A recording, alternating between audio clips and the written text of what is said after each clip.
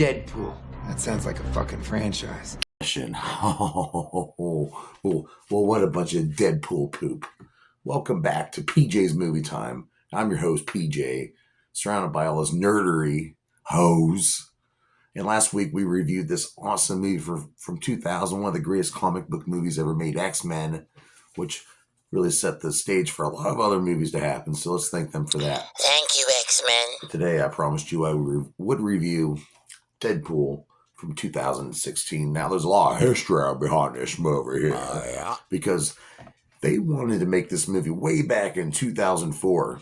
And they wanted Ryan Reynolds to play him even back then. So they really had a lot of faith in Ryan Reynolds. And I've said this before in the past, and I want to go out and say it again. If there is truly a multiverse, then that means there's a universe where Deadpool's real, right? Maybe many of them.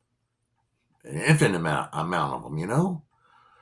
Well, we're stuck in a universe with no superpower groups and stuff, and no superheroes and villains and all that. Maybe that's kind of a good thing. But really, in this universe, Ryan Reynolds is the closest fucking thing we have to having a real Deadpool. So props to you, Ryan Reynolds, for always staying true to this epic character. I mean, everyone knows I'm a huge Deadpool fan. I mean, Yeah. whenever I've been down in the past, I'd read some Deadpool. I would laugh. You know, it's hard to be down when you laugh. So, Poor baby. I've said this a lot too. I consider Deadpool my spirit animal. Yeah, I said it, and I stick to it. So, this great movie here, it finally came, it came about finally in 2016, but it was a long, hard road out of hell. Marilyn Manson, you hear that? Grave bait. Anyway, of course, we got Ryan Reynolds got to play Deadpool in the Wolverine movie Origins. And it was terrible. It was rejected. Nothing against Ryan Reynolds' acting in that movie, because there was nothing wrong with him at all. It was the writing of the characters, what they did to the character. And in this movie, they make fun of that. But, it took some time, and Tim Miller and Ryan Reynolds, they were really trying their best to get behind this movie. And 2012, they shot some footage, little CGI footage, and they were going to try to sell it to Fox. Come on, let us make this Deadpool movie. And they're still like, eh. And then in 2014, someone released this, CGI leaked footage, and it created quite a stir, created quite a buzz. And I've got myself quite a buzz right now, if you can't tell. But, and it created quite a buzz on the internet. Marvel fans were all rejoicing. Deadpool fanatics were all rejoicing. People who were interested and didn't really know about Deadpool, this would end up becoming their favorite character. This might have introduced you to comic books in the first place. So, a lot of history there. And we got it. And this movie is directed by Tim Miller, like I mentioned earlier. He and Ryan Reynolds did their best to make this movie happen. It was written by two dudes at once. Rhett Reese and Paul Wernick. They wrote a pretty damn good movie. I think it's chock full of fucking jokes and one-liners. It's very quotable. It's like the Caddyshack of superhero movies. Very quotable. And I'll go out of my way to say this is my favorite fucking superhero movie of all time. Budget for this movie, they were given $58 million. And you're probably thinking, that's not really a lot for a big, epic superhero movie. Well, Fox really didn't have a whole lot of faith in this, because they insisted it on being an R-rated movie, and Fox really wanted it to be PG-13, because they did not think the world was going to see an R-rated superhero movie. Boy, were they fucking wrong, because the fucking box office, it broke records at the time with over $782 million. Made some money, which led to a sequel, and now we all know that the third one, Deadpool Wolverine, will be coming out soon too. Ryan Reynolds has stayed true to us. Thank you for that. But that's a big bank to be making there. But who stars in the movie? We have Brianna Hildebrand playing Negasonic Teenage Warhead. Now in the comics, she's a lot different. She's a villain in the comics. She has different powers in the comics, but they made it work in this movie. Really cool. She reprises this role in Deadpool 2. We have Jed Rees. This guy's been around Galaxy Quest and all that. He plays a creepy Agent Smith. And he is really creepy. And I mean, not against the actor. He's great. He's funny. Good actor. But they made you look creepy as fuck, dude. Leslie Egan is playing Blind Al, which they kind of threw her in there in a post-production, honestly. She really wasn't along. But this movie, like I said, when they produced this movie during production, a lot of it was on the whim. As far as they didn't know if they were going to get the money to make Colossus as cool as he looked in this movie. Gina Carano, former MMA girl, she's also been in The Mandalorian, plays Angel Dust in this movie, and Angel Dust is a badass bitch. Less the angry Rosie O'Donnell, as Wade says. T.J. Miller playing Weasel. Ed Skrein playing the bad guy Ajax, plays or Francis, if you will. Marina Barkeron playing, I love her too. She was great in Gotham, playing Vanessa. And of course, God's perfect idiot, Ryan Reynolds, the Canadian hot throb who owns a cell phone company now, does a lot of good, playing Wade Wilson, aka Deadpool. And what's the movie about? Pretty much it takes place in the X-Men world. If you don't know the X-Men world, the many X-Men movies about these people who are born with these powers that come in when they're going through puberty during their teen years.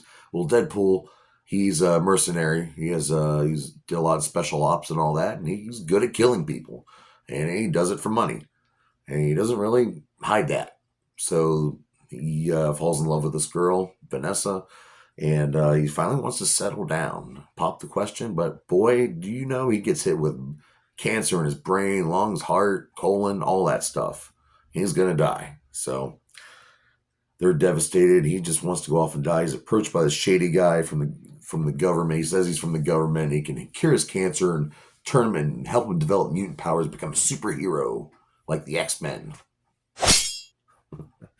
And Wade sadly falls for it, and he meets Francis, aka Ajax, who's there torturing people because in this world, some humans have the X gene. The X gene can cause mutation, giving you superpowers like going through walls, flying, telepathy, turning things into water, whatever. Million different powers, right?